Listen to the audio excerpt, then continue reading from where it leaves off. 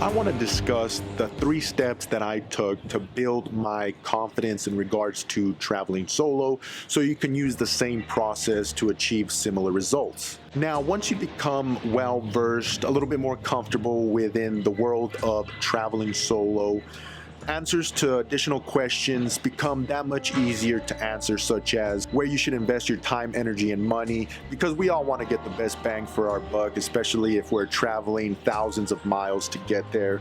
And so once you get comfortable with the process, that question gets easier to answer. Another question that I'm constantly being asked is how someone can continually travel throughout the year, and I'm talking about a 3-week cycle. That's how it is in the United States. 3 weeks for the most part, vacation time.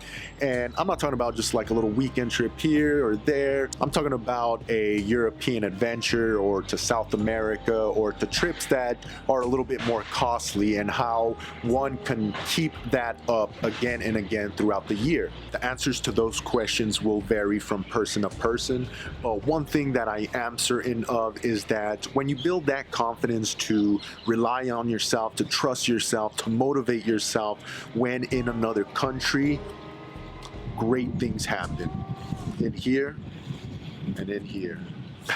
But in all seriousness, you begin to see your travel life and perhaps your life as a whole in a different way. Now, you don't get there overnight or with 1 or 2 trips to truly benefit from the rewards of the solo traveling lifestyle. You have to keep at it again and again, but most importantly, to start. And when you start, to position yourself in the best possible way for success.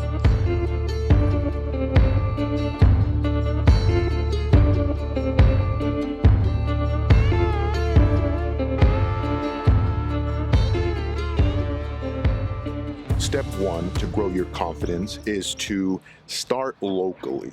Now, no one is saying that you have to go on a life-changing adventure on your first time out. On the contrary, I kind of advise against that, because when you do such a thing, you're thrown into a different world, different culture, different language, and all that can culminate into negative consequences, just because at that point, when you're first starting off, you're not too familiar with what you're able to do in terms of staying calm under certain situations. So I'm speaking primarily to all my American viewers here. If there's a city or state that you've been wanting to visit, then I highly recommend that you choose that for 1 or 2 of your first trips. That way you're still in a place where you speak the same language. Chances are you'll have cellular connectivity throughout the entire United States, so in case you do run into an emergency, you're able to quickly call for help. And it affords you a great opportunity to expose yourself to the hostel life. Now, when you're traveling solo across the world, chances are that you're going to end up staying at a hostel, and that is something that I highly recommend, because if you're traveling by yourself, staying in a hostel makes it that much easier to meet other travelers that are traveling in the same fashion as you, and that's how you build a network of friends throughout the world. So then years later, if you want to go to that city or that city and maybe stay at an Airbnb this time, at least you'll have an insider that you can go and hang out and maybe introduce you to some of their friends. So at first, the hostel experience isn't the greatest. So again, it's better to experience that when in the United States, not in another country where you got a bunch of other things to worry about and focus on. So yeah, step 1, stay local. My first solo trip was to Seattle, Washington, and on the metro ride from the airport to downtown, the same thing kept replaying in my mind. I kept saying, what the hell am I doing? I had a flood of so many different emotions, and just thinking about it at this moment, I get goosebumps, because it was a magical moment that pretty much changed the trajectory of my life. That's how powerful traveling solo is. At least it was for me. Maybe it's going to be the same for you, maybe not, but it's a hell of an experience that I recommend everyone should try.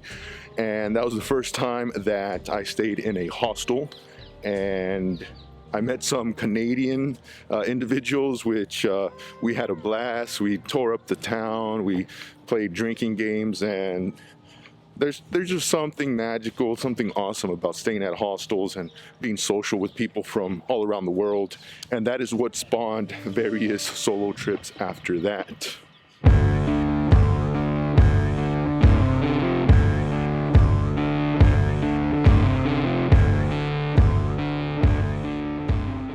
Once you've experienced the solo traveling lifestyle, you analyzed what worked, what didn't, what you liked, what you didn't like, and just gave yourself a better picture of what it's like. Now things get a little bit more interesting and to a certain level intense. So the second step is to now choose a country that speaks the same language that you do. In doing so, you eliminate the language barrier and you're much easier to ingrain yourself into the new environment and able to navigate the city from point A to point B rather quickly. And if you do get lost, it's easy to communicate and ask for help because of the language. Now, because you're thousands of miles away from home, you're still presented with a new environment that you wouldn't have if, holy shit, dude literally jumped on my knee, son of a bitch. As I was saying before I got attacked by this little fucker, I got to be on the lookout now because you're thousands of miles away from home. You're thrown into a new environment, which is exciting, exhilarating, and there's still a level of difficulty to it that you have to focus on. But by eliminating the language barrier, you're taking a huge load off of your shoulders and able to focus on what's in front of you. That was step number 2. Let's get the fuck out of here before I start getting attacked from all angles and go to step number 3. All right, here we go. Step number 3. There are no squirrels around me. Let's get into. The next step is to start visiting countries in which their primary language is something you have no experience with. The language barrier is by far one of the most difficult aspects of travel, and especially solo travel. So much so that a lot of people hold off on visiting certain destinations because they need somebody. They need that support. So they wait for their boyfriend, girlfriend, family member's schedule to align with theirs before planning a trip to a destination that they've always wanted to go.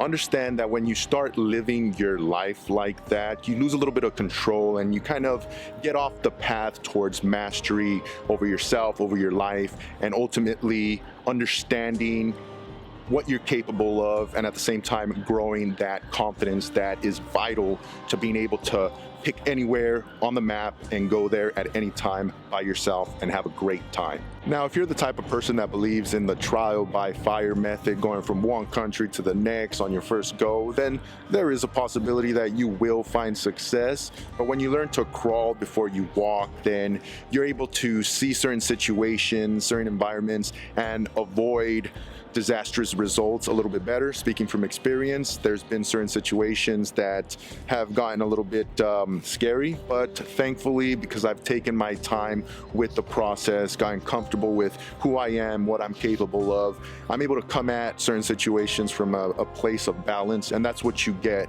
when you take your time. So I highly suggest that if you want to become a great traveler, then to take your time, follow this process, and when you do land in another country, all you got to worry about is just finding your equilibrium, which will come a lot faster because of your history with traveling by yourself. And then you're able to just get into the environment much easier and just enjoy and have an epic journey. Speaking from experience, you want to have that solid foundation.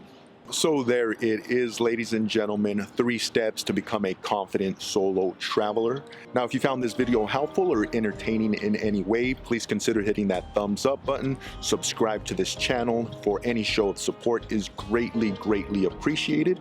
And if this is your first video of mine that you're watching, what I do is visit certain countries in Europe, stay there for 30 days to get a better understanding of the environment, and then share my thoughts and opinions with you guys to better help you guys out with a future itinerary and to give you some insights into certain less known cities that might be even better than certain Western European cities. So stay tuned for more of that. And again, I did not stay 30 days in London. I only did 5. I got big plans for London in the future. So again, subscribe and stay tuned for that. And as always, remember to work hard, save money, travel the world.